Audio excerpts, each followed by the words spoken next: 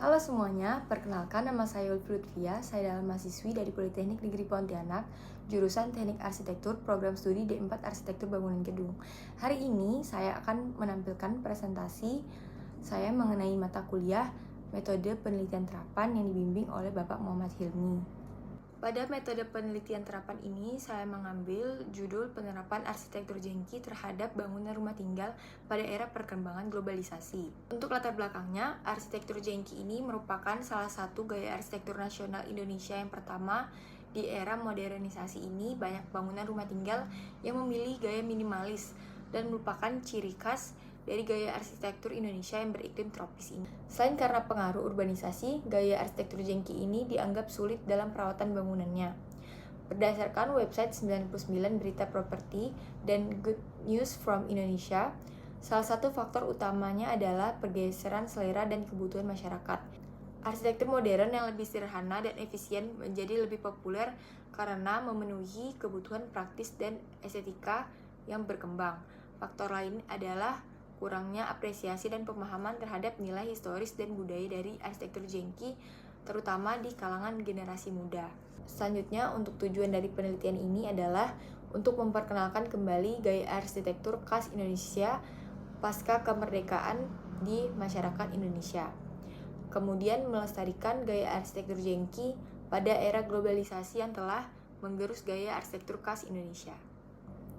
Selanjutnya, untuk rumusan masalah, yang pertama yaitu bagaimana mengkolaborasikan gaya arsitektur jengki agar tetap dapat menyeimbangi gaya arsitektur di era perkembangan globalisasi saat ini.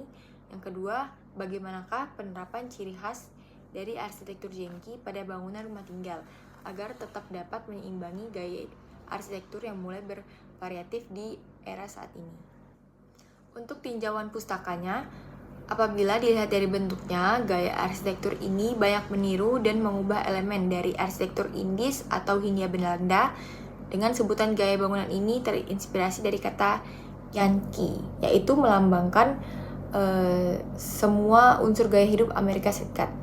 Rancangan mereka pada saat itu banyak digunakan untuk rumah-rumah petinggi ataupun rumah-rumah pejabat. Berdasarkan artikel yang ditulis oleh Kanifati, kondisi bangunan arsitektur jengki ini semakin lama semakin memburuk. Banyak pemilik yang mengubah gaya bentuk bangunannya dan menambahkan ruang ekstra atau mengganti material dari bangunan tersebut. Bahkan ada juga pemilik yang merombak bentuk bangunan menjadi model terbaru. Pemilik rumah mungkin menganggap gaya arsitektur jengki ini sudah mulai ketinggalan zaman.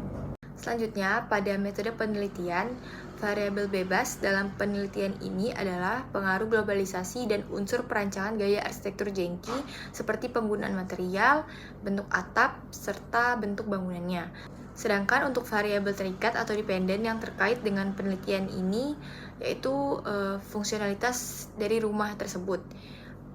Rumah dengan gaya arsitektur jengki ini dalam kehidupan sehari-hari dan bagaimanakah persepsi estetika penghuni terhadap desain arsitektur jengki yang akan diterapkan. Pengumpulan data dari studi dokumen dilakukan dengan waktu kurang lebih 1 bulan untuk mengetahui data yang dapat dilampirkan. Jadi, saya mencari tulisan, artikel, maupun pesan anonim dari berbagai platform dan media sosial di internet. Berikut ini adalah hasil penerapan gaya arsitektur jengki pada bangunan rumah tinggal di era perkembangan globalisasi saat ini. Saya menambahkan berbagai ciri khas dari arsitektur jengki, salah satunya penggunaan roster, kemudian sisi dinding yang berbentuk asimetris, dan penggunaan atap plana dengan sudut kemiringan 35 derajat.